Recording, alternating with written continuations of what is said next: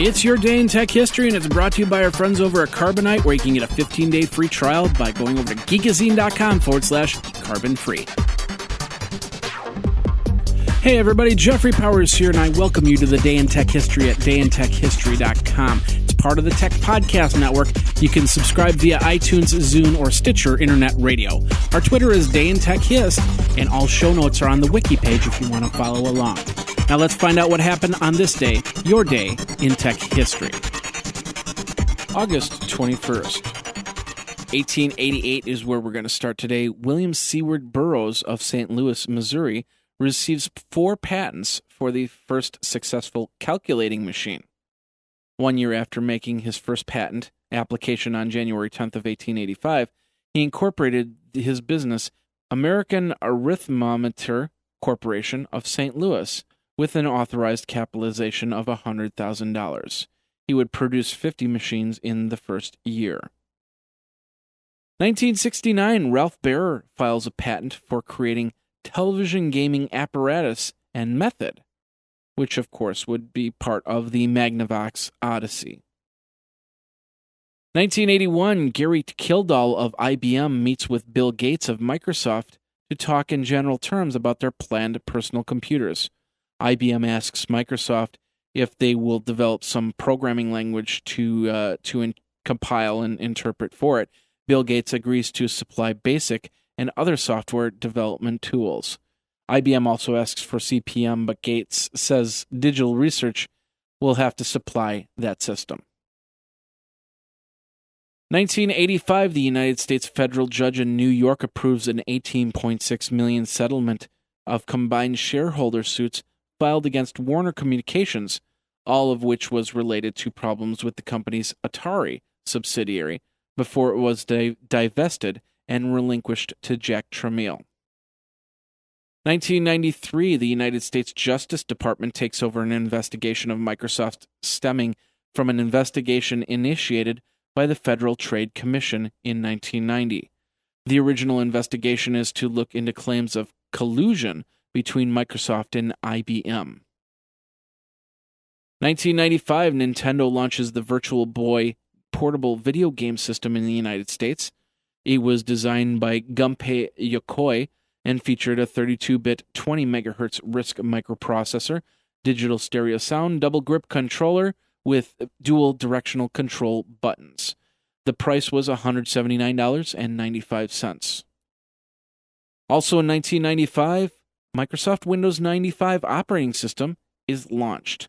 Unlike previous versions of Windows, Windows 95 is a complete operating system, doesn't rely on MS-DOS, and of course, brings you to 32-bit operating system.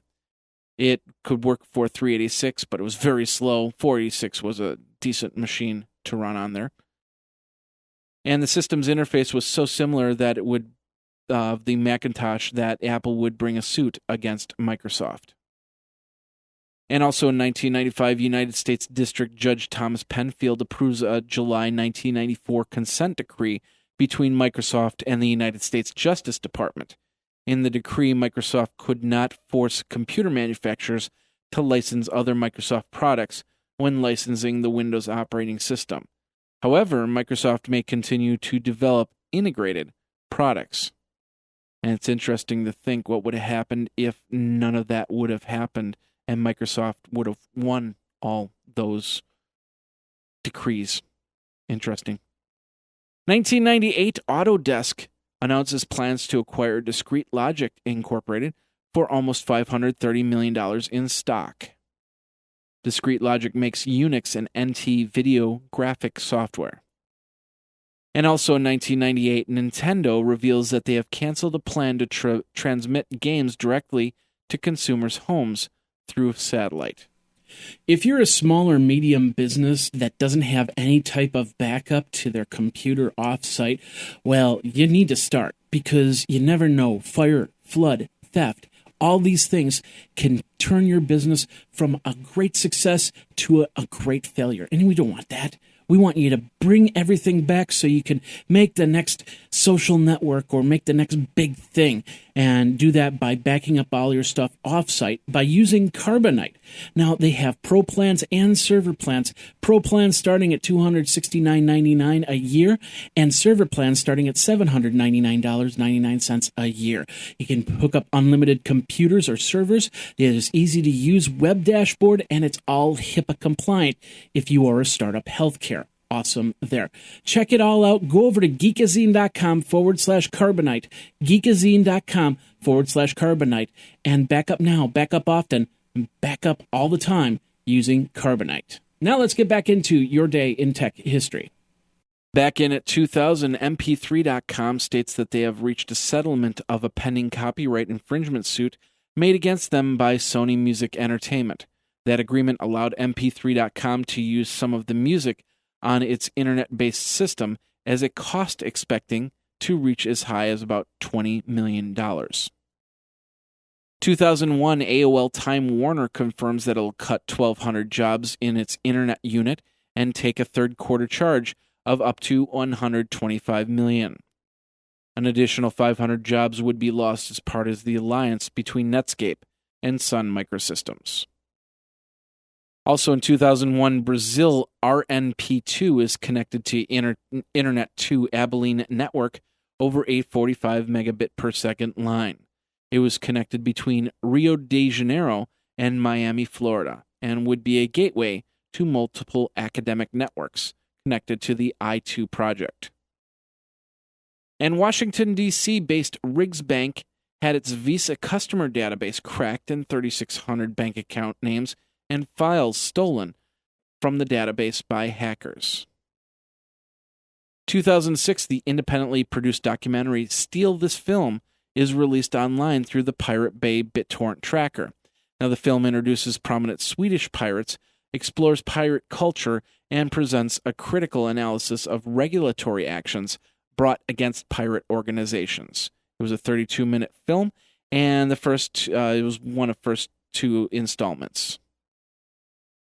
Also in 2006, John Neverdie, Jacobs, who was the gamer who brought a virtual asteroid inside the Entropia Universe in 2005, reports that Club Neverdie, his virtual resort, has grossed $100,000 in its first 8 months of operation. 2008, Facebook developers got an added functionality as they could program code to ask for age verification on certain applications not intended for young adults. Yahoo launches iPhone search. It included an autocomplete and search monkey capability. Regarding the YouTube Prince baby, which was that 25-second clip of a baby dancing to one of the artist's songs, Prince's songs, a federal judge rules that the case will not be thrown out.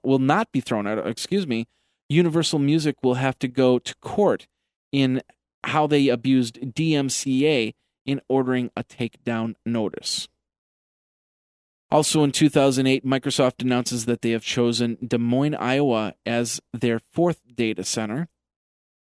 Amazon announces that they will be releasing persistent storage.